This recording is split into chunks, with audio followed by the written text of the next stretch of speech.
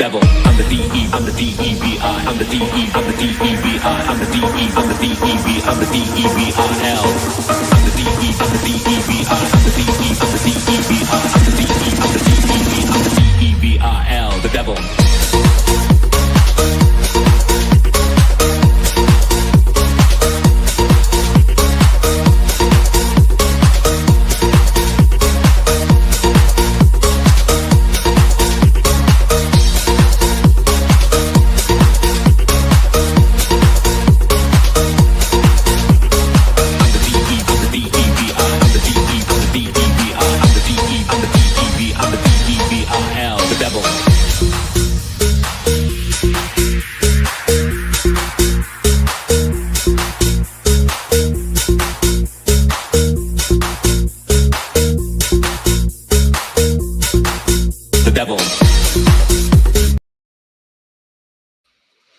Oh, what is going on, everybody? And welcome one and all back to another riveting episode of The Final Word with MattyB here on the It's O Rap Sports Network with your boy MattyB on the call. It is Tuesday, January 28th, 2025, and it's great to be back here with you once again. 48 hours now removed or so from the Eagles punching their ticket to Super Bowl 59. And of course, it is a topic that's on everyone's mind, and it's going to continue to be, as now we have to sit and wait for the 2-week prerequisite for the Super Bowl to begin. And boy, how many deep rabbit holes are going to be going down over the next 2 weeks? How much overanalyzation is going to be looked at this game over the next 2 weeks? And when does it begin? When do we officially turn the page on the Commanders and start focusing in on the Kansas City Chiefs? Is that more of a next week thing, or is that already started? Tonight on this program, it's already started. And we're going to take a look very briefly at some of the points, very off the top of the iceberg type, tip of the iceberg stuff that I've already noticed about this upcoming matchup with the disrespected Kansas City Chiefs. I don't really understand the rampant disrespect for the two-time Super Bowl defending champions. I don't. It's not like they're just going to hand it over to the Eagles. But there is a lot of optimism floating around Philadelphia on this day about the Eagles' chances on Sunday, February 9th. And we'll start in nauseum talking about it. And it's already started, but I'm just going to kind of jump into the ring myself. So we got that going on. We are going to get back into the show order. We will get back into the procedures of this program. We kind of deviated it from the other night because of the championship game victory. It was the conversation of the night.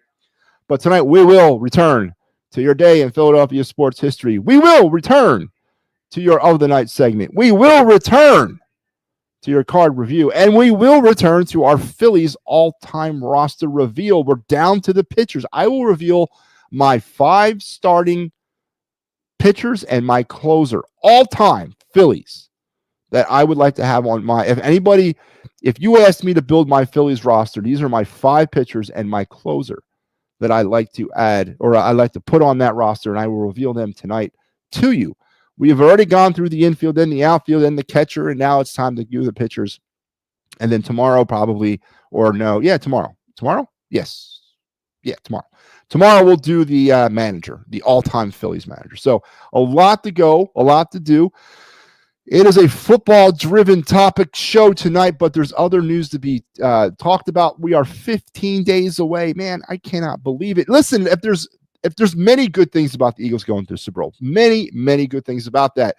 But up there, close to the top of that good thing list, is the fact that once the Super Bowl is over with, like literally 3 days later, what? Yeah, like 3 days later, spring training begins. That is a cool thing. Talk about a very quick transitional period that will start talking baseball on the heels of the Eagles. So that is a very good thing that we are going to breach the gap into spring training very quickly after the Super Bowl, and that we can talk football up to that point and almost seamlessly transition to talking about baseball. Of course, depending on all the outcome of the Super Bowl. So 15 days from tonight, spring training begins. And we do have some Phillies news, or former Phillies news today. We're gonna jump back into the hot stove because it's starting to cool way down the hot stove, but yet there's some big names still floating around, and they continue to float. But we're gonna give you our latest on the It's a Wrap Sports Hot Stove Report. As I said, the other night segment will also occur tonight, and our card review. So, a lot to get into on the program. And before I get started, kind of unlayering everything, I want to thank the It's a Wrap Sports Network, because all of my ability here to sit out in front of you tonight is brought to you by the good folks at the It's a Wrap Sports Network, because without them, I couldn't do anything. So I want to thank everybody, which includes me and another person. So I'm thanking myself and I'm thanking Sal. So, but please, and also you, everybody out there that does support us. And I know it's a limited group right now, but hey, listen, we had a very productive day on Sunday with our pre and post game shows. Very, very, very productive day on the network. One of our most productive days we've ever had in our 3.5, 4 month life. So please keep supporting us. Give us a like and a subscribe and a share and a thumbs up. Smash the bell. All those great things so we can continue to bring you this great programming here on the network on a nightly basis, as you get me every night. Joe, hey, how are you? Joe, I am doing well. How about you? I hope all is well with you on this late January night. And yeah, I wish all was well. And I mean that to everybody. And I know a little PSA time. I'm gonna jump out of the visceral mode here for a second. But I know people every day deal with tragedy. I know people every day deal with real life stuff, not like this.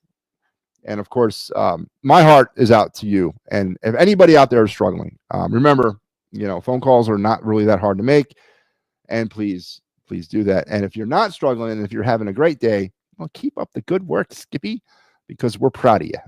But yeah, so there was my PSA. MattyB does PSAs every now and again. I don't know if I'm the right person to do those, but I try. All right, let's do our day in Philadelphia sports history. This moment or factoid all the way back to the year 1901. Woo! That was a minute ago. 1901. And on this day, a baseball fact, the American League was officially formed on this day in 1901. And the Philadelphia Athletics, and that's the Philadelphia tie to it, were one of its founding members, or one of its first members of that new American League. Also, it's interesting, this was also the day that once they formed the American League and the A's joined it, this is also Connie Mack joined the Phillies, the A's, on this day as their new manager. So a banner day, not only in baseball history of the formation of the American League, but this is also the day that Connie Mack took over stewardship of the Philadelphia A's. As I said, man, I don't discriminate over the day. If it's a fact, we'll talk about it, regardless of how obscure it might be. But this is not really an obscure fact. This is a pretty pertinent fact that, today, for those of you who are baseball fanatics, happy American League birthday. On this day back in 1901, the American League officially was formed by Major League Baseball, and Connie Mack became the manager of the Philadelphia A's, who joined the new American League. So a bunch of American League stuff on your day in Philadelphia sports history, brought to you by the great folks here at the It's a Wrap Sports Network, as we continue to bring great informational. It's not only an entertainment show, man. This is educational, man. We teach you guys stuff. I didn't know that today, back in 1901, was the birth of the American League, and why would I know that? But now we all know, and knowing is half the battle, is what they say. They said that somewhere. All right, let's get back into the conversation. Of course, the driving topic is the Philadelphia Eagles, and it's their 5th Super Bowl appearance, which will be held in little under 2 weeks from now. I know people are starting already kind of be chomping at the bit. They're biting down their fingernails, and we're just 1 or 2 days into the process here.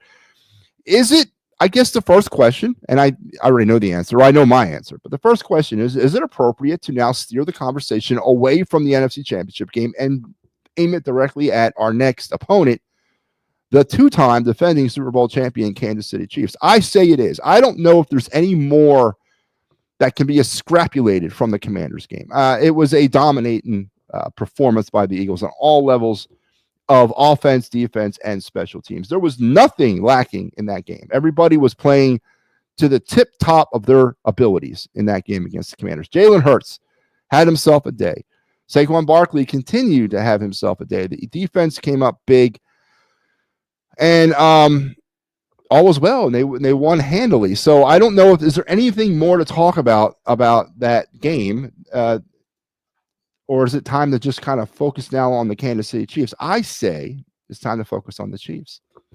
Jalen Hurts played good on Sunday with the bum knee. Joe, he most definitely did, and unfortunately, well, not unfortunately, this is a question that I have. I mean, how much pharmaceuticals helped him out? But that's not a knock on Jalen Hurts. I mean, it's part of the process when you get hurt and they try to get you back in there. I agree. No, he did. He had the second best game of the season, right? I mean, would you not say that this game was up there with the Steeler game in terms of his effectiveness from the pocket as a passer and as a quarterback? I mean, I'm not going to take anything away from him. It was a hell of a performance by a above average to average starting quarterback, and I give him that. He went outside of his game manager facade, and he performed up well past expectations. And I wonder if it was a combination of the Commanders sort of underestimating the injury, or the Commanders underestimating Jalen Hurts. What was a combination of both, because you could see there was a deliberate effort to try to stop Saquon Barkley, but that didn't work at all. And then all of a sudden, now you add Jalen Hurts, who's starting to throw the ball on dimes and lasers, and you're really in for it. But yeah, man, I'm not going to take it away from him. What 246 yards, 28 pass attempts. I mean, there was like big boy numbers and stuff. So no, I'm not going to take it away from Jalen Hurts at all. He played an amazing game. So did the defense, and so did the other members of the offense. But we're going to start breaking some things down, because I have a question, and my first question is this. My first question about the Eagles versus the Chiefs, Super Bowl 59, is this. This is my first question. Are you ready? Do the Eagles belong there? And I'm not being negadelphian. I'm just asking, do the Eagles belong in the Super Bowl? And if so, is the level of competition that the NFC is going to bring to bear in the Super Bowl legitimate enough to dethrone the two-time Super Bowl champions? Now, the answer to the first question, they definitely belong, because they dominated the NFC. They won the NFC fair and square, hands down. It's theirs. But is the level of talent that's going to come to bear against the Chiefs in the NFC, is it going to be enough to dethrone I keep on saying the two-time Super Bowl champions, because I think people forget that that's what they are. And I think they've won 3 out of the last 4 Super Bowls. And if they do win, not only would they be three-peating, the first time in NFL history. We already are living in the Kansas City Chief dynasty, but that dynasty will become entrenched. And then you got to seriously start talking about Andy Reid as the best coach ever in the history of the NFL. And you also got to give serious consideration to Patrick Mahomes being the best quarterback to ever play this game. Of course, I judged quarterback, and honestly, I judged the greatest quarterback to play this game by the amount of jewelry he wears on his hands. And right now, Tom Brady holds that distinction. And I know Pat Mahomes will only have 4 at that point, so he still has to get 3 more or 4 more if he wants to surpass Tom Brady. But serious conversation would have to be made about Pat Mahomes being the best quarterback ever. But are what the Eagles going to bring to bear on February 9th enough to dethrone the Super Bowl champions? So I want to take a look at this sort of, strategically. And the first thing I want to take a look at is this. Let's look at some of the matchups. And I want to look at one matchup specifically to start the thing tonight. Here we go. It's their quarterback versus our defensive coordinator in history. And there you have the Vic Fangio defense versus the Pat Mahone throughout his career. And heading into this game, Pat Mahomes is 8-0 against a Vic Fangio defense all time. Mahomes' line throughout those games is 162 through 4, or 252 passes attempted, 162 completions, 1,835 yards, 9 touchdowns, and 2 interceptions. Not necessarily really convincing numbers that get you all excited and say, you know what, we have a shot here. I mean, Pat Mahomes, listen, the yards in 8 games, is that a little low for Pat Mahomes? I don't know. It's close to 2,000 yards. That looks pretty impressive to me. 9 touchdowns is very impressive and only 2 interceptions. And that's key to remember here. Only 2 interceptions.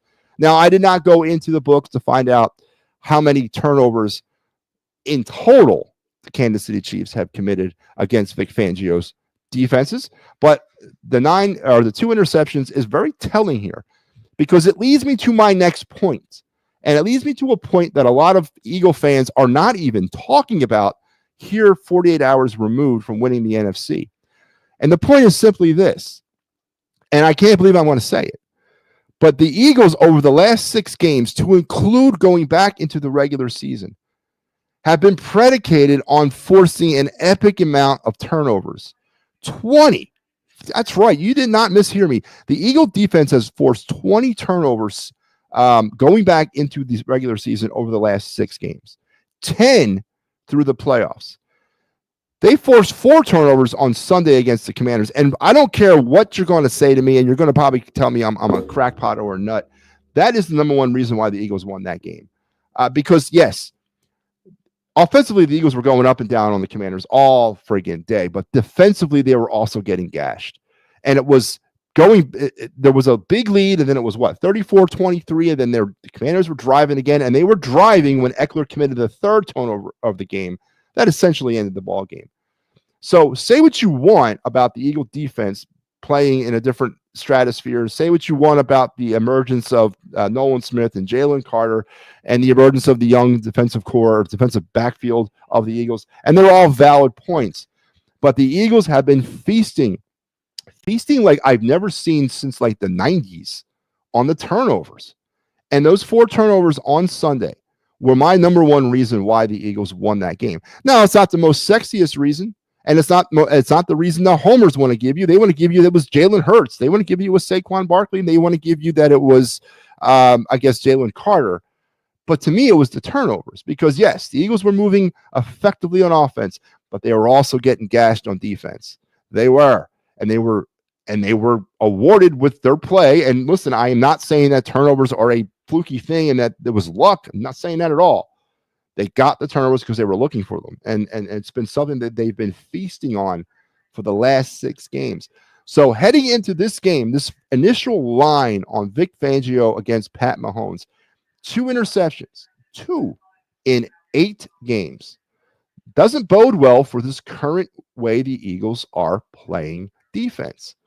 And I think that, again, if you sit down, even the most hardcore homer, if you sit down and just listen to me for a second, and just play the tape back, look at the games, all 4 of the playoff games, or 3 of the playoff games up to this point, and really take a look of when the turnovers of the Eagles, again, 10 turnovers in the playoffs they forced.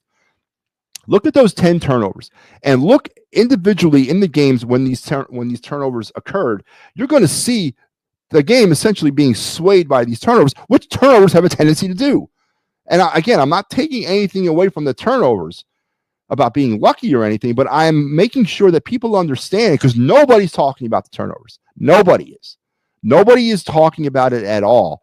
It's the number one reason why the Eagles are going to the Super Bowl, in my opinion, is that the way they've turned or they've forced turnovers. So heading into this game with this initial line over Vic Fangio and Pat Mahomes is a little concerning because of just the fact that there's only 2 interceptions. So that was the first little bit of information I wanted to give out because I think it's important that we be knowledgeable about all this stuff. So let's go back into the comments. Oh, good God. Oh, look who's here, man. Freddie Burns saying, should they fire Howie before the Super Bowl after? Again, I understand what you're trying to do here, Freddie. You want to pull me out of my hole? That's fine. I'll come out. I'm going to remind you one thing. What have they won up to this point? They have not yet won the Super Bowl, right? I mean, do we agree or disagree?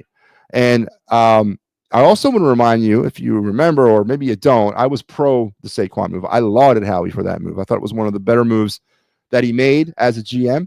As far as the draft picks kind of hitting right now, listen, Jalen Carter, I'm going to give a hit on that for the draft pick. I'm not giving a hit on Nakobe Dean because he can't stay on the field. And that's just the thing. Cooper DeJean, Quinyon Mitchell, Zach Bond, those three players specifically, are we going to wait and see more from them, or are we going to anoint them the next coming after one season? Because I thought we did the same thing in 2017 to the likes of Corey Clement, and that didn't seem to work out much past that season either. I'm not saying that it's not, but for this season, for what's happened in 2024, I'm not going to sit here and tell you that Howie Roseman's done a bad job. No, I can't. That's completely ludicrous. I would have no validity. But it's all about, of course, achieving the ultimate goal, which is winning a Super Bowl. And this is kind of where my title of my show tonight is, that the Homer delusionality is starting now to kind of spill out everywhere. We haven't won yet. Unless they have over the last 48 hours, and I missed it. Unless they've played the Super Bowl in the last 48 hours and the Eagles have won it, then I take everything back about Howie Roseman and I say 100% you are correct. But as last time I checked, the Super Bowl has not been played yet. So all this anointing of Howie Roseman and Nick Sirianni and some of the most inane about goating him and all that, and about talking about Saquon Barkley as the best running back in Eagle history, all of that nonsense that's being spewed out of these Eagle fans who are, understandably very excited, I'm not going to buy into, because it's ridiculous, Fred. It's absolutely ridiculous. So if you're going to ask me if he should be fired based on what he did this year, absolutely not. But when I look at it holistically, we'll wait and see how the Super Bowl plays out. And we can have that conversation for another day. But here's what I fear. Here's what I ultimately fear. If they do lose, they're not going to make any changes, right? They're not going to fire Nick. They're not going to fire Howie. They're going to bring them all back because they think they got the winning recipe. And then we're going to have to go back. I'm going to have to start square one again and go back up this mountain. And, man, it's a hard climb every year after year after year. So I get it, and I hope they win. Listen, again, I hope the Eagles do it. Maybe I can shut me up about talking about it, because I don't want to talk about it anymore. I mean, I'll never be a Howie guy, and I'll never accept Howie as a general manager. I think he's a fraud. I think your head coach is a clown, but I hope they win, because I want to stop talking about this stuff. I really do. Now, again, unless they've won in the last 48 hours, I detract everything I just said. So, Freddie, I don't think they've won in the last 48 hours. If Jalen plays like he did this past Sunday, the Eagles beat the Chiefs. If Jalen plays like the way he did this past Sunday, the Eagles beat the Chiefs. Okay, I'll go with that, Joe. But what tells you that Jalen will? Has it been his track record throughout the season? I referenced the Pittsburgh Steelers game as maybe being the other game that he played like he played last week, and that was back in week 12. I mean, it's not been very consistent for Jalen Hurts. And I honestly don't think, and I hope I'm wrong, but going into the install phase of the Super Bowl with the offense, does anybody think they're going to go away from what's gotten them there? They're going to give a steady dose of Saquon Barkley until the Chiefs can prove they can stop him. Now, the trick's going to be, is there a pivot plan for whether or not what the plan is if they can stop Saquon, or is there a pivot plan to respond to the quick strike offense of the Chiefs? Can they go touchdown to touchdown? So obviously the number one plan A to me is going to be, again, keep doing what's gotten them there, a steady dose of Saquon Barkley until Kansas City proves otherwise. Or, of course, if they fall behind and they got to abandon the run in order to make up time, then can your quarterback do it? And that's going to be the big question, because the injury we mentioned about the knee, A.J. Brown's knee, I mean, thank God they got a bye. I don't think there's any team heading into the Super Bowl that needs it more than the Eagles do right now, a bye week. And that should go a long way. And, of course, it's the friggin' Super Bowl, for God's sakes. Everyone who can physically do it's going to do it. It's a bit. Is that a big if, though? How big of an if is that for you, Joe? And what if he can't? What's the plan? And how do they do it from there? But that's a very big if for me. Throwing the ball away was a clear emphasis. It was, and you're absolutely right, Fred. I noticed that very much so. And I find it funny. And again, I am going to kind of bounce back and forth from my, I don't know, my MattyB-ness. I don't know what to call it. Negadelphian. Telling it like it is, realism, whatever you guys want to, jackassery, whatever it is you guys use to describe me. I'm going to go into that for a second.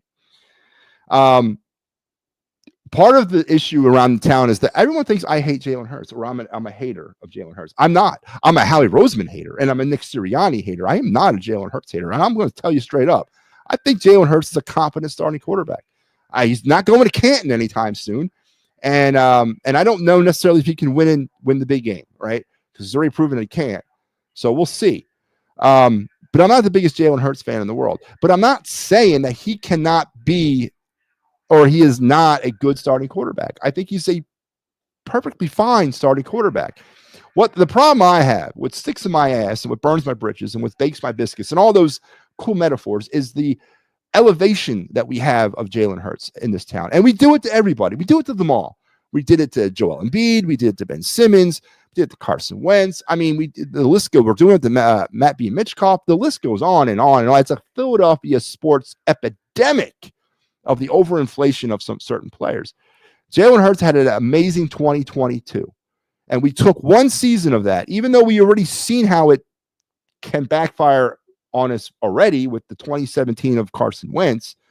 But we took the one season of 2022 in Jalen Hurts and anointed him the next coming. And since then, he has been far from the next coming. I threw out a number in the pregame show. Heading into the 2023, through the 10-1 start of that season, it was a precocious 10-1 start. Everybody was, oh yeah, they're winning. What was the biggest phrase you heard during that time? A win is a win is a win, because there was no confidence in the way they were getting lucky. And then the wheels came off against the 49ers in that season. And from the 49er game that year in 2023 up until week 4 of the season, the start of the bye week, the Eagles went 3-8 under the stewardship of Jalen Hurts. And he was interceptions, he was fumbling, he was a terrible quarterback. It wasn't working. The mystique of 2022 was not being recaptured, right? And then that's when the battle began about Jalen Hurts between the realistic Eagle fan and the Homer fan who wants to think Hurts of being something that he's not in this elevation of elite status.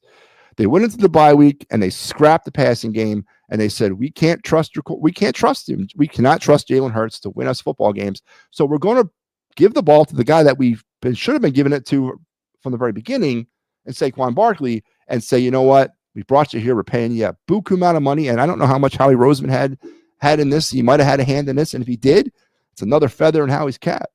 But if he did, so they turned the ball over to Saquon Barkley, and they took all the real responsibility of the offense away from Jalen Hurts, all of it. And for this season now, and I'm going to put this is leads me into my next stat. Thank you, Freddie, for the segue. I'm going to keep your little comment up here because this leads me into my next segue. It leads me to this. Oh, actually, I got to take your comment down because I can't even read it. Sorry, Fred, I got to take it down, man. It leads me to this. So far, through 2024's regular season and now the playoffs, 18 total games, 430 passes attempted by Jalen Hurts, only 60 of them to the middle of the field for about a 13% part of the Eagles' passing attack. Again, using the elite moniker that a lot of Eagle fans put on him.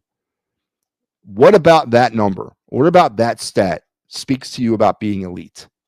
When you're not allowing your quarterback to throw the ball to the middle of the field, when all his passing is literally to the sidelines or the YOLO ball, the 50-50, whatever you want to call it, that's all they trust him to do. Everything is out. Everything's to the left, to the right. Nothing is to the middle of the field. Nothing goes to where a tight window has to be broached by your elite quarterback. Now, again, this is where the argument for me begins. I am not arguing the fact that Jalen Hurts is not a competent quarterback. I've never said those words. I never said he didn't belong here. I never said he doesn't belong starting in this league. I've never said that.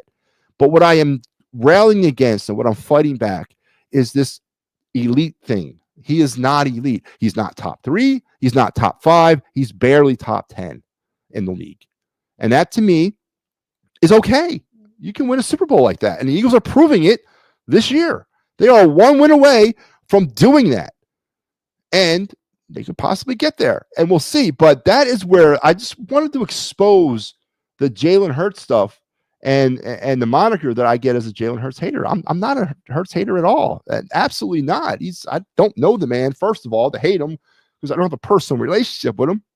As a quarterback goes, he's competent. extremely competent, but he's not elite. And I'm okay with that.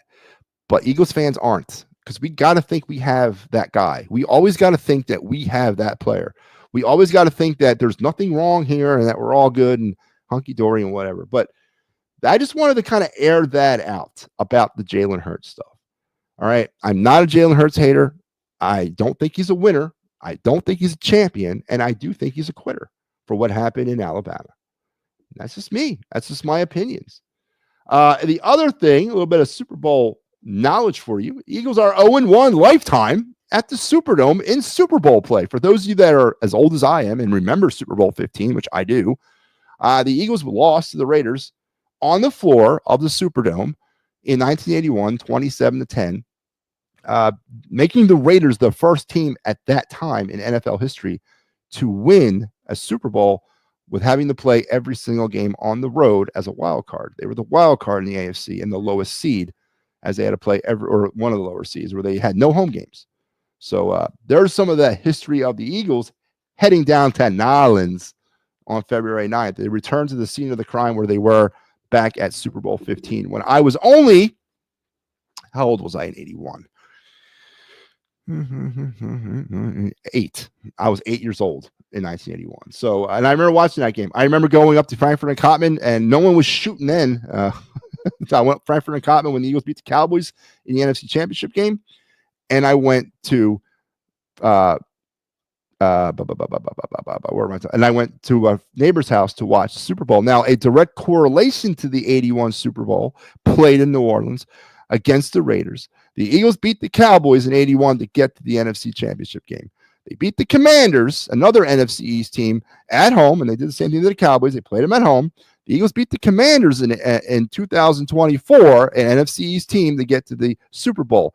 The Raiders come from the AFC West. Chiefs come from the AFC West, and of course, the game was played in New Orleans, which the Eagles lost. I don't know if you guys are looking into all that, if you're superstitious at all, but it kind of lines up a little bit too much for me. And you take that for what you can take that as well. But there you have it. There's a little Super Bowl history about the Eagles and the Superdome. So what is that? The Eagles are going to smoke the Chiefs. Fred, I disagree. They're not going to blow the Chiefs out. There's just no way. And we're going to get into my third point here in a second, because Fred, you're like Mr. Segway tonight, man. You're just walking me into these things, and I appreciate it. But I don't think the Eagles are going to smoke the Chiefs. Not at all, because you don't win 3 out of the last 4 Super Bowls. You don't win back-to-back Super Bowls without knowing how to compete. All right. And everybody is on the train that the Eagles are unbeatable. And sure as hell, they're playing like it. And sure as hell, they deserve that. But nobody is giving any credence to what the Chiefs have done and how they've done it over the last three seasons. Now, it's okay to feel that revenge factor, because, yeah, you guys feel like something was stolen from you. Now, there's no complaining about the field in New Orleans, right? It's a turf field, so can't blame the sod father. I have a feeling, though, and here goes my point, that if they lose, if the Eagles lose, the first scapegoat is going to be the refs and the NFL. And I think that would be the most immature Philadelphia thing to do. And I hope to God that that's not what we do, right? I hope to God the first thing you go toward to, if the Eagles lose, is, well, it's the refs' fault. Or it's, the NFL's script. Eagles weren't going to, the NFL wanted a three-peat. The Eagles had to beat the Chiefs, they beat the refs, they beat the NFL. I hope as Eagle fans, you have enough maturity to accept the outcome as it lays out on the field. Because like it or not, or like it or lump it, the refs are part of this game. And everyone says, well, I don't like it when the refs insert themselves into the game. What in the hell do you expect them to do? That's their job. Of course they're going to get inserted into the game, because the players are going to force them into the game. The refs are part of the game. And it's one of the most silliest thing I've ever heard. Well, the refs shouldn't get involved. Let the players play. What in the hell are you talking about? The refs are part of that. Every aspect of that. When the Frankie Louvu jumping over the top thing, for the tush push on Sunday, which I thought was amazing, and I would have done the same friggin' thing if I was him. Can't stop the play from happening. So guess what? I'm going to do whatever I can to try to stop the play. Maybe I time it right during one of those snap counts. But when the refs got up and said, if continued penalties or continued deliberate penalties occur, I as the referee have the power to award the touchdown. 99% of the response to that I heard was, oh, I didn't even know that was a rule. See, that's the problem with a lot of you fans. You don't know the rules. You think you know the rules, but you don't. And you interpret things that you think based on your knowledge, which is fine. That's what fans do. But it's gotten out of hand, especially in the case of the Kansas City Chiefs. Now, I'm not going to sit here and tell you that there's not been a few type moments with the Chiefs. There have been. Absolutely. And even I have begun to start to doubt myself and be like, is there really something going on here? The worthy catch from the Buffalo Bill game. Okay, listen, there was some bodies tangled up. The play on the field was called. It is what it is. As far as the spot of the ball on that 3rd down or 4th down play, again, yeah. And one thing that I noticed in that play specifically, and maybe you guys can help me out because I've never sat here and pretended to be a rules expert in the NFL. When was the last time you watching a football game have noticed or seen anybody run out in the field with the chains? Do they not do that no more? Is it all instant replay now? Is it all from upstairs? Is it all video? I have not seen the chain gang. Now that I think about it, I don't remember the last time I saw somebody with the sticks. Are the sticks out in the NFL? Does anybody know that? Is that something that's gone? Can anybody help me out and provide me some information? Do they not have those guys anymore to come out with the sticks? Because they really should. Maybe it would make things easier. Spot of the ball, we bring the chains out and let them decide. I guess you're going to complain about the spot of the ball. That's fine. But at least it almost to me seems a little bit more formal or a little bit more valid. But does anybody else notice that I have not seen the sticks in a hot minute? So I hope, and my point is, I just hope Eagles fans don't revert back to just stupidity, and blame the refs. I really don't, man. Eagles roster is head to toe better than the Chiefs. Mahomes is better than Hurts, obviously. Yes. Okay. So let's kind of explore that. So, Fred, I dispute you on a couple different things. Well, I agree with the Mahomes point, and I also agree with the roster being better in a lot of different areas. But there's a couple of areas that the Eagles are not better than the Chiefs. And the first area, and the most important area, is head coaching. Andy Reid dwarfs Nick Sirianni as a head coach. First of all, Andy Reid's got the cash in the game. He's got the pedigree. He's been there. He knows what he's doing. Nick Sirianni's a clown, all right, and he doesn't know what he's doing. So, and he's a CEO. He's already admitted that he doesn't really make decisions. So, Andy Reid to me is a better coach than Nick Sirianni. So that's a part of the roster, and that is part of the roster. Is it or is it not? It's a huge part of the game. And when you add in the head coach and you add in the Pat Mahomes thing, it's pretty lethal. The other area of the field that the Eagles are, I think, worse off now in this game specifically is in the middle of the field. You know, that area of the field that we don't throw the ball to? Well, Pat Mahomes does. And he uses Travis Kelce a lot of times. Now, we all watched old man Zach Ertz, who I called in the Eagles during the Birds Blast with Kyle Quinn as saying as an X factor in that Commanders game. I called it. I said he was going to have a big day. And he did. Unfortunately, 4 turnovers nullified all that. But old man Ertz kind of gutted the defensive core with Burks and what's his face and Bond. They really didn't have an answer for him. I got Travis Kelce's not Travis Kelce of Super Bowl 57, but he's still pretty damn good. And I think he's going to have another big day. And I think he's going to have a big night. And the Eagles are going to have to do something with that. Now, do they pull a safety down?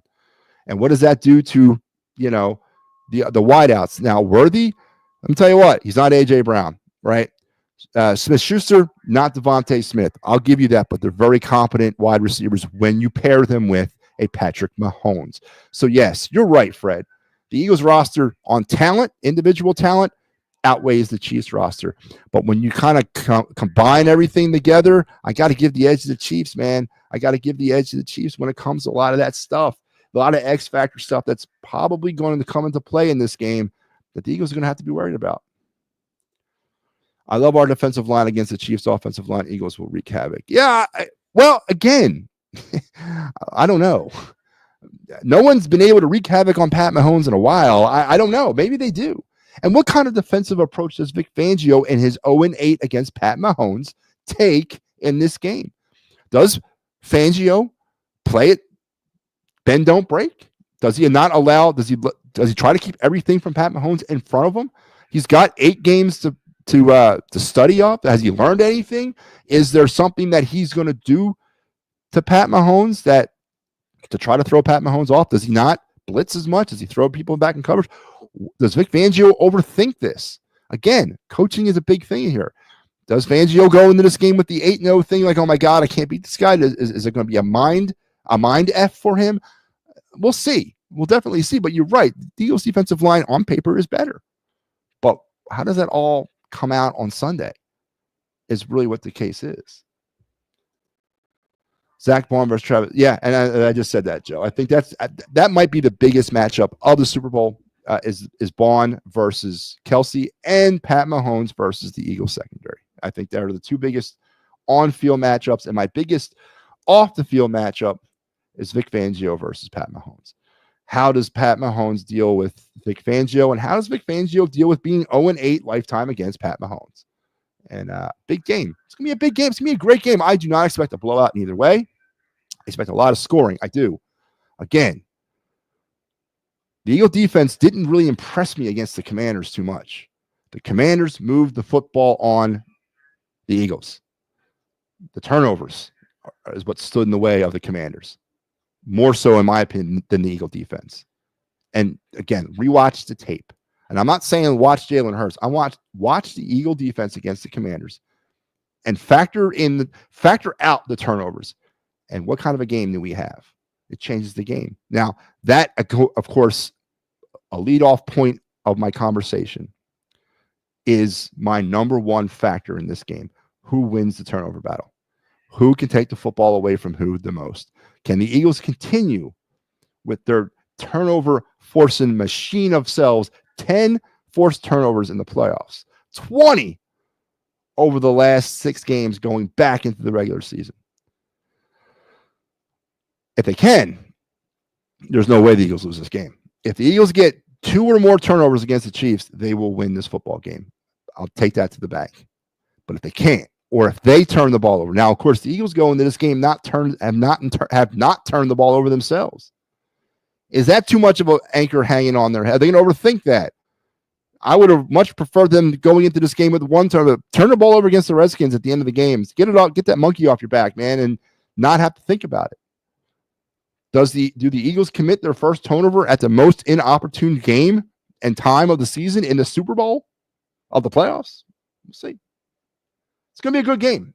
Barn burner, back and forth. I don't see much defense in this football game. I honestly don't. I see a very reminiscent game of last time. I see the Eagles moving the football at will. I see the Chiefs moving the ball as well. But what it comes down to for me, and it's the recipe for the Kansas City Chiefs within the Pat Mahomes era. If Pat Mahomes got the ball last and they're down, and can the Eagles come up with one more stop? Can Jalen Hurts recreate the magic of 2022? Because that was that magical season, and he played his ass off in that Super Bowl. He channeled everything that he had from 2022, and he put it on display in that Super Bowl. Jalen Hurts hasn't played like that since. Can he do it again? Or does he have to? Do we fall back on the old Homer, well, you got Saquon, you don't need to have Jalen do anything. And that might be the case. Hand the ball off, let Saquon go for $150 and 3 touchdowns and call it a day. But if Saquon can't do that, is Jalen Hurts able to recreate what he did in Super Bowl 57, but come up with a different outcome than he did that week? So it's going to be a great game. Can't wait. But I do want to give out another PSA. I started the show off with a PSA, and I want to give out another one. Please stop it. All right? Enjoy the moment. Eagles haven't won anything yet. And don't go into the game thinking that they have won it all. They haven't. The Kansas City Chiefs are not going to just hand the trophy over. You have to take it from them. And the Eagles can do it, but they could also lose. So stop with the overreaction. Stop with the Jalen Hurts' elite talk. Enjoy the moment. And I'm going to say to them what they say to me. Enjoy the moment. I will. But ground yourself in reality. And then the last thing about this game I want to talk about is this.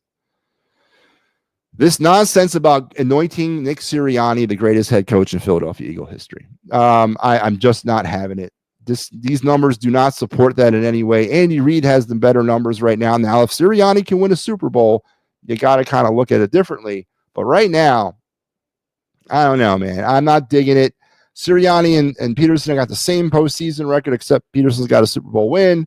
He's got a Super Bowl loss. Obviously, Peterson finishes with 2 games under 500. Sirianni's regular season record is off the charts good, but who cares about that? It's all about the hardware. Andy Reid's won 6 NFC East Division championships, went to 1 Super Bowl, made what, 5 NFC Championship game appearances, but lost the Super Bowl. So stop talking like Nick Sirianni is head and toes the greatest head coach in Philadelphia Eagles history. He's not even, he shouldn't even be talked about that right now. He's not in that light right now. I have a problem mentioning Doug Peterson in that light, but you can't deny the Super Bowl. So until somebody else wins the Super Bowl, just stop talking about Nick Sirianni being the greatest coach in Eagle history. Stop it. Just stop it. And stop at the Saquon Barkley as the greatest running back in Eagles history. Greatest running back season in Eagles history, 100%. What's he need? 30 yards in this game to have the most yards in NFL history, to include postseason and regular season yards. 100%. Ain't going to get an argument from me. But the greatest running back in Eagle history? Nah. You're not going to sell that to me after 1 year. Absolutely not. And we've seen this before, you know. Corey Clement, I'm not comparing Corey Clement to Saquon Barkley, but he sure as hell played like Saquon Barkley in 2017. Never played like that again after that. Not saying that's going to happen to Saquon, but just pump your friggin' brakes on the whole Saquon Barkley is the greatest running back in Eagle history. That's ridiculous, but there you go. And then my last thing, I just wanted to kind of pinpoint more about the turnovers because, again, nobody talks about it, man, because it's not sexy. Nobody wants to discuss turnovers. Nobody wants to get into the real reason why the Eagles, in my opinion, are in the Super Bowl. And what has propelled them through the playoffs is turning or forcing an immense amount of turnovers, 10 heading into the Super Bowl. Playoff wide in the NFL, turnovers have been rampant. 12 games have been played. 12 playoff games have been played so far this season. And in those 12 playoff games, we have 29 turnovers. 29 turnovers in 12 games through the NFL. About 2.5 turnovers a game. That's incredible. And is that coaching? Is that bad fundamentals? I remember back in the day, and I said this on Sunday night when I came on after the Eagles postgame. Back in my day, when I would watch football or play football, you committed a turnover, you got benched. Yeah, you sit down, man. Think about that for a hot minute. Now they put their arms around the guys and hug them and say, it's going to be all right, man. You just do better. I mean, 29 turnovers in 12 games through the playoffs. Have the coaches lost their grip on fundamental football? And I've seen turnovers straight up dictate the outcomes of games in these playoffs. The game on Sunday against the Eagles and Commanders was completely won by the Eagles turnovers. The game on Saturday night last week between the Commanders and Lions was completely won on the 5 turnovers that the Commanders forced. The 2 turnovers that the Eagles forced against the Rams in the snow was won on those 2 turnovers. Turnovers have played an extremely important part, more than what many people want to think about or give credit to. But turnovers have played a big role in this year's playoffs. And I hope they continue to play that role for the Eagles because the Eagles have feasted on it. And they have definitely reaped the rewards of those turnovers so far through the playoffs. 10 of them this year's playoffs. So there we go, man. Football. That was a lot, boy. Man, I was dishing out the knowledge. How'd y'all like that stuff, man? Damn, Homer's talking this crap. He's the greatest, man. He's the greatest head coach ever. And we wanted to fire him. Yeah, we still want to fire him. Listen, if he loses on Sunday, and I said this, or next Sunday, if they lose, and I said that the worst thing for me this season, it's all about winning Super Bowls. And that's all I ever wanted. right? And yes, would I even have to swallow my pride and say, you know what, they did it? And how can I deny Howie Roseman 2 Super Bowls now, right? I mean, come on, I do have my limits too, right? But if they don't win, what does that do? First of all, what does that do to me? Is there any living with me at that point? And what did the Eagles do? What did the Eagles do for 2025? Do we fire the head coach? Has Nick Sirianni earned a return in 2025, regardless if he wins or loses on Sunday? Has Howie Roseman? Of course he has, but has Nick Sirianni earned a trip back in 2025? And then again, one last thing about 2025, and I know we're going to talk about this a lot more. Have you guys seen 2025 schedule? This is it, man. There ain't no way in hell they going 14-3 this way. Look at this thing. Look at that road schedule. Kansas City, Buffalo, Green Bay, Minnesota, LA, and Tampa. I can see them losing all them games. Especially if you're coming off of a Super Bowl hangover. And especially if Saquon Barkley doesn't rush for over 2,100 yards in 2025. So do the Eagles just say, you know what, you've earned it, Sirianni, you're coming back? And of course, that's probably what they're going to do. So, I don't know. And then we'd be drafting what? 31st overall? Interesting. Of course, conversations for another day. But there you have it. There's my Eagle stuff. Initial Eagle reaction into the Super Bowl. As we get deeper into this, I'll bring out more venom, of course, and I'll give you more of my diluted takes. But there you are. But it's time to take pause, man, because football does not dominate my conversation. No. And even that the Eagles are on the precipice of a Super Bowl, it's not for 13, 12 more days. Was it 12 days? We got baseball starting in 15 days. 14 days if you're a college baseball fan. 14 days from now or I'm sorry, not 17 days. I'm sorry, 17 days from today, Division I college baseball will begin. Can you believe that, man? Valentine's Day. Division I college baseball starts. And in 18 or 15 days, Major League Baseball pitchers and catchers report. And the Phillies, more and more every day, is looking like they're gonna try to bring out the same group and try to sell that to the fan base. Eagles better win. Man, Eagles better win the Super Bowl, man. Woo. I don't know, man. It's going to be an interesting spring. It's going to be an interesting spring. It's going to be an interesting summer. Of course, we're going to devote a lot of time here coming up with the Fightins Final that we do on this network, talking Phillies baseball. That's my wheelhouse as well. But boy, Eagles better win. Because what? Woo. I mean, they're going to make us think that this is okay. The same offensive group. But one Philly that won't be coming back, and that became newsworthy today, was one of Dave Dombrowski's, another one of his failed trade deadline moves, as Dave continues to swing and miss at the trade deadline. Now, every year that he's been here, he hasn't hit yet. But Austin Hayes, Mr. Comes here and gets like a stomach infection or gallstones or kidney infection when he was traded. Was, of course, not tendered by the Phillies heading into the offseason. So the Phillies, it's a no-brainer that he wasn't coming back because the Phillies didn't offer him a contract. But today he signed with the Cincinnati Reds. So at least we won't have to see him, but 6 times, whatever. And are you really worried about Austin Hayes? But that means our outfield is a little thinner because now in Austin Hayes' place, of course, we got Max Kepler. But again, more on the Phillies specifically a little bit later on. But let's now head to our Major League Baseball It's a Wrap Sports Hot Stove Report. And let's check in on the dying embers of the 2025 MLB Hot Stove.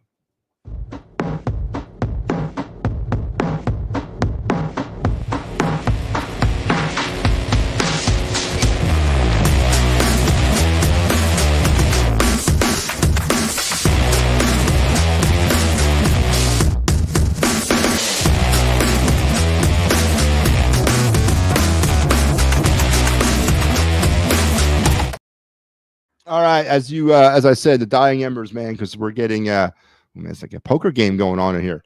The dying embers, because we're going to be getting to the end of the hot stove, which is a great thing. It's a great thing when that hot stove starts to cool down, and it is cooling down, but there are still moves being made. Let's get you caught up. Jesse Chavez, formerly of the Atlanta Braves, is now heading out to the Texas Rangers as he signed a minor league invite with an invitation to spring training. Dylan Carlson, the outfielder, going from Tampa to Baltimore as he enters the AL East. I don't think that's the replacement for Anthony Santander. I don't think that is, but 209 with 3 homers and 25 RBIs. Not thinking that's the replacement, but he signed a 1-year deal with Baltimore. Abraham Toro going from Oakland to Boston on a minor league deal, and John Birdie, the infielder, going from the Yankees to the Cubs on the 1-year deal as well. Just straight 1-year contract. And of course, Austin Hayes today signing with the Cincinnati Reds. And that leaves us with, again, only a couple big names remaining, but they're pretty big. Pete Alonso, Jack Flaherty, and of course the big one, Alex Bregman, still hanging around as there's some news floating around that, the Ryan Presley trade, the Astros traded him to the Cubs in order to kind of free up the space there to potentially go after re-signing Bregman from the Astros. Altuve has said, you know what, I'll take a cut, I'll restructure, whatever it's got to be done to get you back. Alex Bregman's been pretty quiet about what his plans are.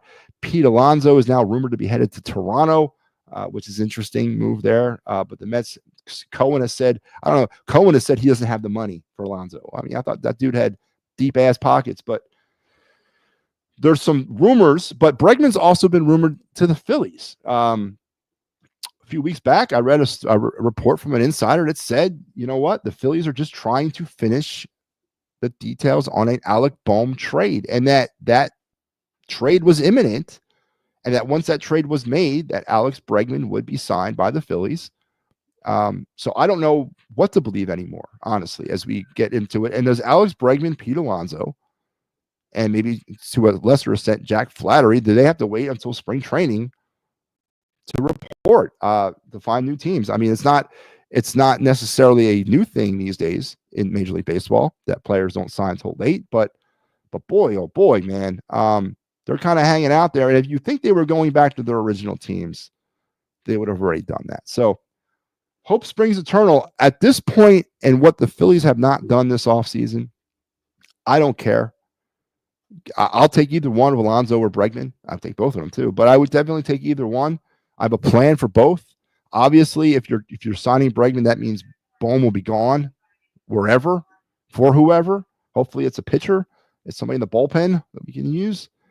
So there's my third baseman until Aiden Miller is ready to go next year or the year after at the very latest. Alonso signed. Hey, Harper, you're the man. Get your ass back to right field because I don't need you anymore at first base. You can play right field again. Your arm should be fine. Let's go back to right field. And then my outfield could be what? I'll put Kepler in center. I'll put Castellanos in left and Harper in right.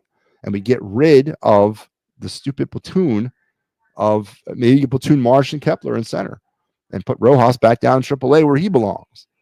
So I'm okay with either signing, and I'll make either signing work, honestly. Of course, if the Phillies want to compete, if they want to hold on to the momentum that they're losing right now, I've heard some people that I trust in the business tell me 85 wins is what they're seeing right now. 85 wins, that's 10 off of what they were last year. I mean, that's barely making the playoffs, maybe. 85, that's a 10-game drop-off. I can see it, though. This team did not take significant steps forward at all in the offseason, in my opinion, up to this point. Now, I could be wrong. Bryson Stott was rumored to have been injured. Maybe that clears itself out. Maybe JT is sipping from the fountain of youth during the offseason, and he can rebound as well. Bryce Harper is a little bit more clutch. Kyle Schwarber continues to bat for average, and we put him in a spot in the lineup where he can be most beneficial. I don't know.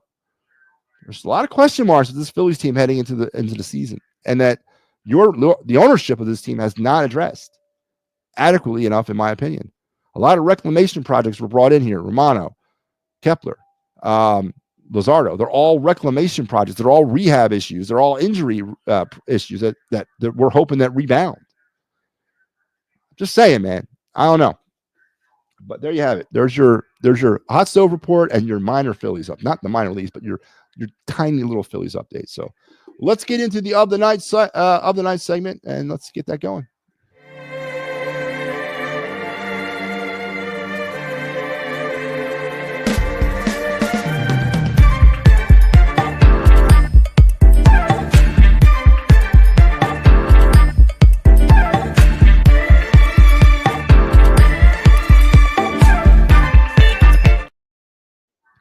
All right, the other night segment is the time of the show where we talk about basically what you saw there on the graphic. We talk about either a Phillies prospect, a Flyers prospect, an MLB draft target, NHL draft target. We spotlight a player from the Phillies, or we spotlight a player from the Flyers. We're going to keep with the baseball thing because it's heating up, man. It's heating up. We're almost there, and we're going to do a Phillies spotlight player as we get you ready for the 2025 season. And here's the most confusing player of the 2024 Phillies, and that's Mr. Nick Castellanos. Probably had one of the worst starts in franchise in his life. Could not hit anything for the first 3 months of the season, but then had a huge comeback in the second half. Finished the season with a 254 batting average, 23 homers, 86 RBIs, and a very respectable 7.62 OPS. But the big factor here was the undying loyalty that Rob Thompson showed Nick Castellanos through 2024, through some really struggling moments. I mean, Castellanos was swinging at stuff up in the upper decks. He was running to the the visitors' dugout and swinging at pitches. I mean, he was all over the place. But Rob Thompson never wavered from him. Never wavered to the point where he literally played every single game of last season. That is not a mistake. You're not seeing a misprint. Nick Castellanos played in 162 games for the Phillies last year during the regular season. And I guess the loyalty paid off as he had a great second half. I mean, he was probably the hottest Phillies hitter heading into the playoffs, and one of the only hitters to actually do something in the playoffs. But can he get off to more of a, consistent start in 2025? And can he remain consistent through the season? All signs are pointing that he will be an everyday guy yet again. He's got one more year left on his deal. He'll be a free agent after 26. So he's not going anywhere. The Phillies are going to need him. They're going to need him to continue playing the way he did in the second half of last year. They're going to need it more consistently through this season. So there you have it. Your Philly spotlight player, Nick Castellanos. And yeah, we're getting there, man. We're getting there. We've done a lot of these so far. We've highlighted, I think, most of the rotation or most of the starters, but we're going to be breaking this stuff down. And it's hard, man, to try to balance all that stuff. I'm breaking down the MLB draft, the NHL draft, Flyers prospects, Phillies. There's a lot to digest in one segment every night. So we're getting there, though. And that's all that matters. Now, let's get into, let's continue with my Phillies all-time roster segment, which we started that about a week and a half ago. It's been fun.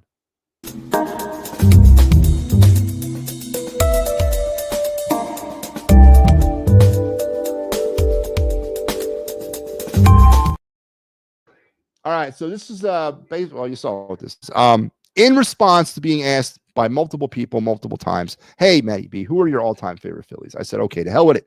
I am going to create a segment on my show, and I am going to tell you who my all-time favorite Phillies are, position by position.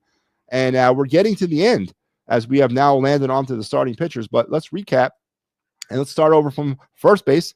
As reported multiple times, I could not decide on one, so I took two first basemen, Ryan Howard and Pete Rose. To me, I could not live without either one of those on my all-time Phillies roster. So I'm going to put Pete Rose on the bench when Howard starts and Howard on the bench when Rose starts. And at the end of all this, after we do the manager, I will do a lineup, kind of putting these guys where I think they should be.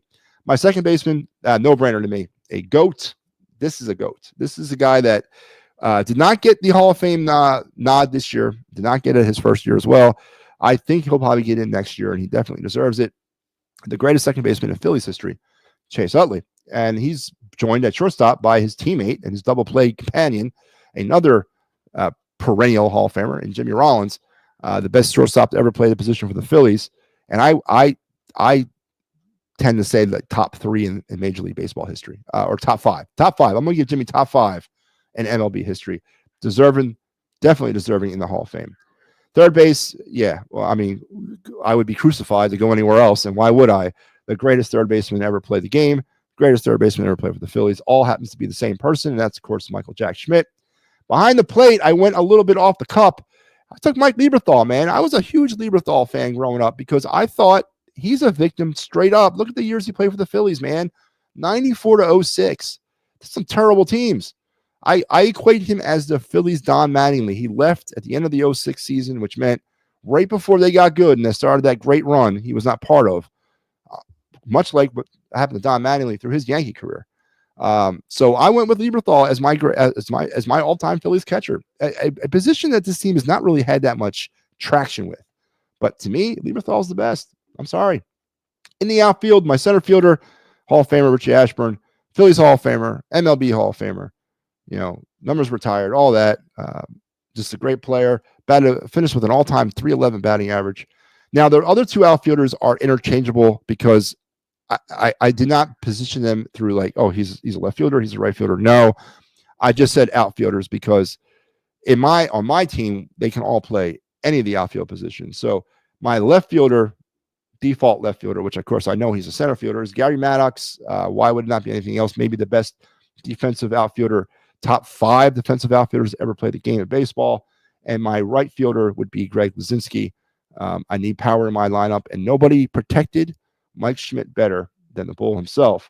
So there you go. There is my infield and my outfield and my catcher. And now let's go with the rotation. I am going to start with 5, work my way up to 1, and then reveal my closer.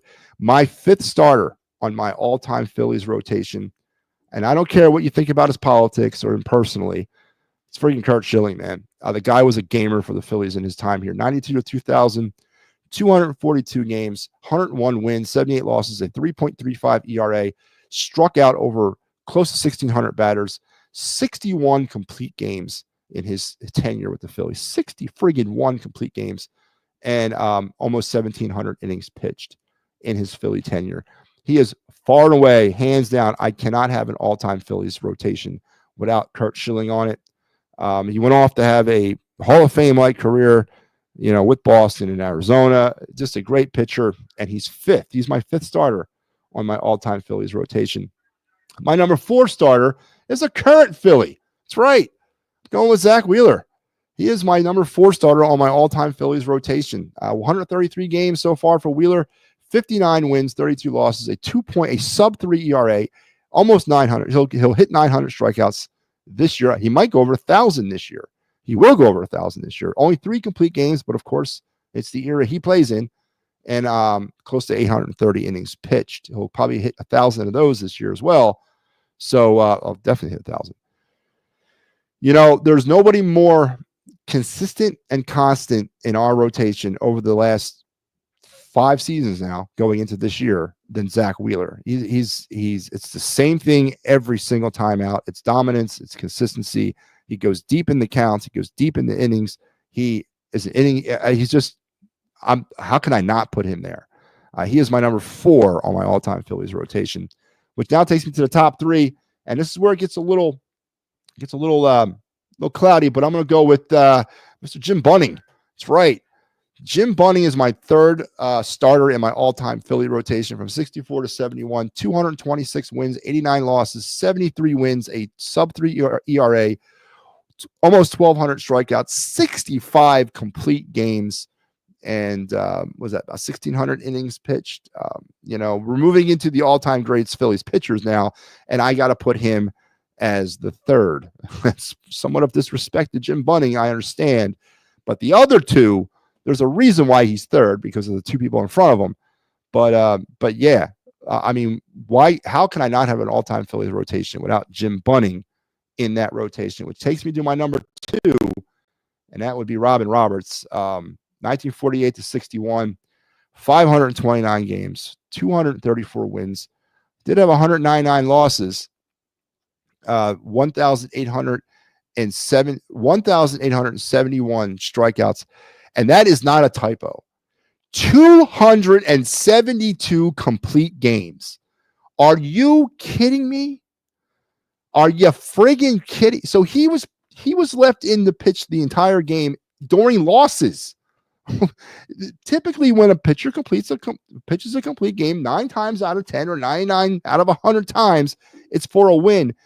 They just left him in there. 272 complete games. Now, yes, it is the era that he played in, 48 to 61. That is an absurd number of complete games, and he did it, was it 12 years? So 13 years? They just don't make him that way anymore, man. And I would love a Robin Roberts in our rotation. Now, of course, an all-time Philly's retired number, Cooperstown, Phillies Hall of Fame, the whole 9. Robin Roberts is my number 2 in my Phillies all-time rotation, which leads me to my ace. And it can't be anybody but the greatest left-handed pitcher of all, Steve Carlton. 1972 and 1986, 499 games, 241 wins, 161 losses, just over 3 of an ERA, over 3,000 strikeouts, 185 complete friggin' games. I mean, are you kidding me? 185 complete games and close to 27, or is that 3,700 innings pitched. The best left-hander ever to play the game of baseball, the best left-handed pitcher in Phillies history, a first ballot Hall of Fame inductee in 1994. And Lefty was the man. We don't have any success on this franchise. We don't have a World Series title in 1980 without Steve Carlton. You don't have a lot of things from Phillies history without him. The battles between him and Nolan Ryan through the 80s growing up were things of my youth, and I'll never forget those. Of course, his career went a little different way at the end. When he left Philadelphia, he was, a shell of the pitcher. He hung around for a couple more seasons after he left Philly. But obviously the time here in Philadelphia, the greatest left-hander to ever play baseball for the Philadelphia Phillies, Steve Carlton, is my ace of my rotation, which takes me to my closer. There was a few people that I could give this to. Yes, there's Brad Lidge, and yes, there's even Mitch Williams. I considered Mitch Williams too. But I decided to go with the only closer in Philadelphia Philly history to ever win a Cy Young Award, and that was Mr. Steve Bedrosian.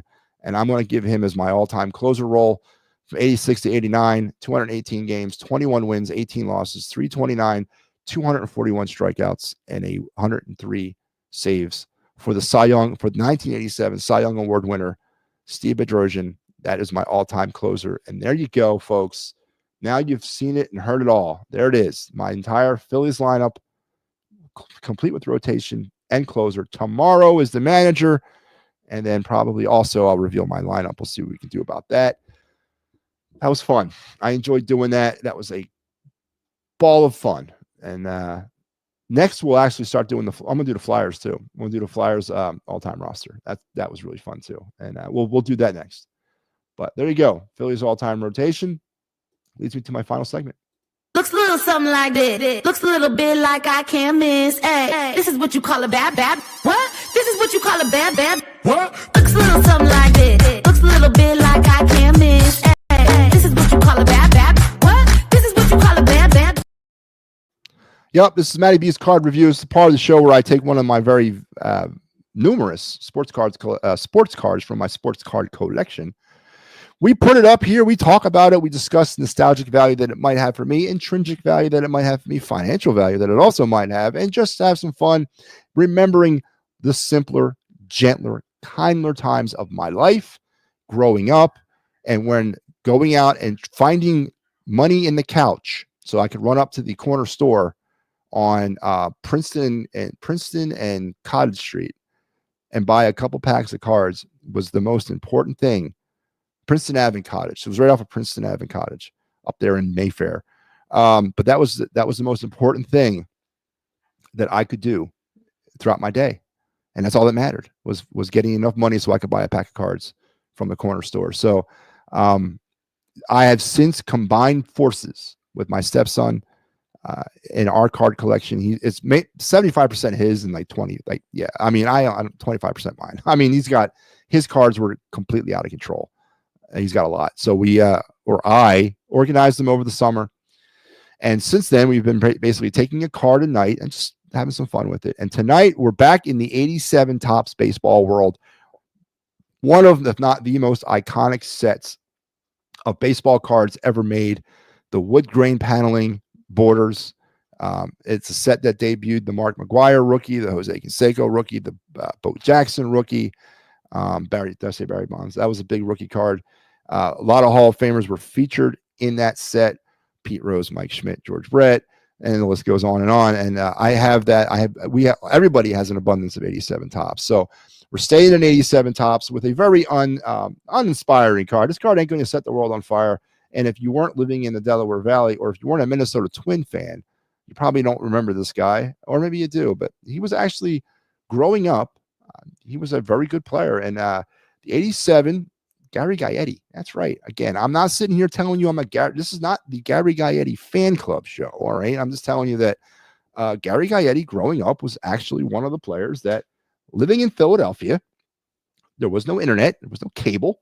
I couldn't watch the Minnesota Twins play unless they were playing on the NBC Game of the Week or the ABC Game of the Week, and then later on the ESPN Game of the Week. But he played in the American League, and we saw highlights of him on sports reports at night and on This Week in Baseball episodes and all that. But he was living out there in the American League West, and he scratched together a very good career in the 80s. Now, a few reasons why I like this card, and I like all the 87 Tops Twins card, is look at the uniform, man. I miss this. I know the Twins have adopted a similar version of this uniform that they wore back in the 80s. They've kind of gone back there. But I love this uniform. I've loved the Minnesota Twins colors ever since I was a kid.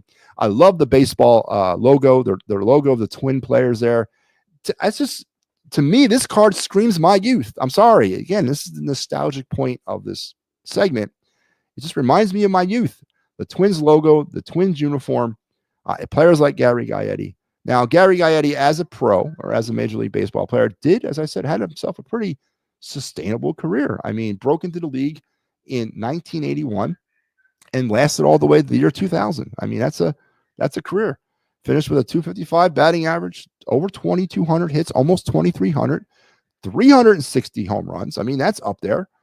1,341 RBIs. He was a two-time All-Star in 88 and 89. Again, this is back when that, talking about that era. A World Series champion with the Twins in 87. He was also the ALCS MVP in 87, a four-time Gold Glove winner in 86 through 89. Was also the Silver Slugger Award winner in 95. And elected to the Minnesota Twins Hall of Fame, not baseball, but a very solid career spent with the Twins, Angels, Royals, Cardinals, Cubs, and Red Sox for Gary Gaetti. And that's my card of the night. Financially, as I said, you're not taking the world over with this card. The best or the most I could find it on, I think, 3 different databases was about $5. So not the biggest. As I said, you're not taking the world over with a Gary Gaetti card, but there you go.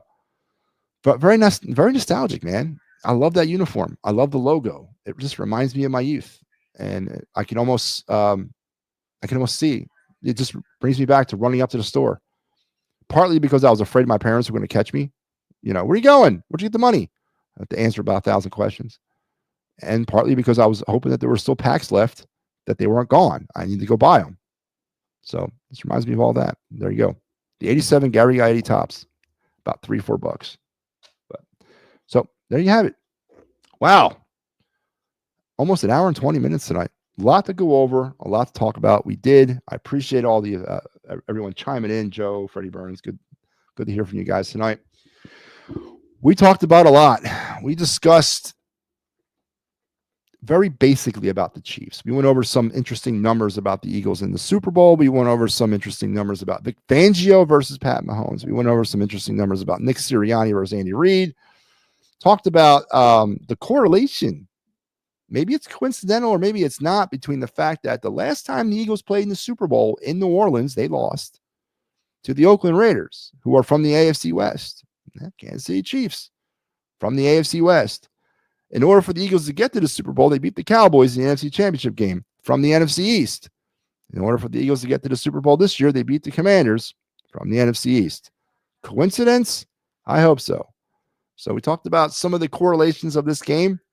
Very quick Once again, I had to defend my position on being a non-Jalen Hurts hater, but yet a non-Jalen Hurts believer. I just feel like he's average. And what burns my ass more about the whole Jalen Hurts debate is not debating the fact that whether or not he's a legitimate quarterback. That's not what I'm debating. It's debating the fact that so many of you think he's elite, and he's far from it. He is a game manager and an above-average quarterback who up to this point hasn't won anything. Everyone keeps saying about his winning, and all they do is win. What have they won? They've won a lot of regular season games. They won a couple of conference championships. They haven't won the big enchilada. The only winning quarterback in this game is Pat Mahomes, who's won 3 Super Bowls and is going for his 4th. And the disrespect, and maybe not disrespect, maybe it's not disrespect, but it's not respect. Maybe that nonchalantness, let's call it the nonchalantness that the Eagle fans are having towards the attitude they're having towards the Kansas City Chiefs is, in my opinion, disrespectful. They didn't fall ass backwards into back-to-back Super Bowls. They didn't fall ass backwards into 3 out of the last 4 Super Bowls. And they're not just going to hand over the trophy to the Eagles. They're going to be in for a fight. It's going to be a good game. I definitely believe that.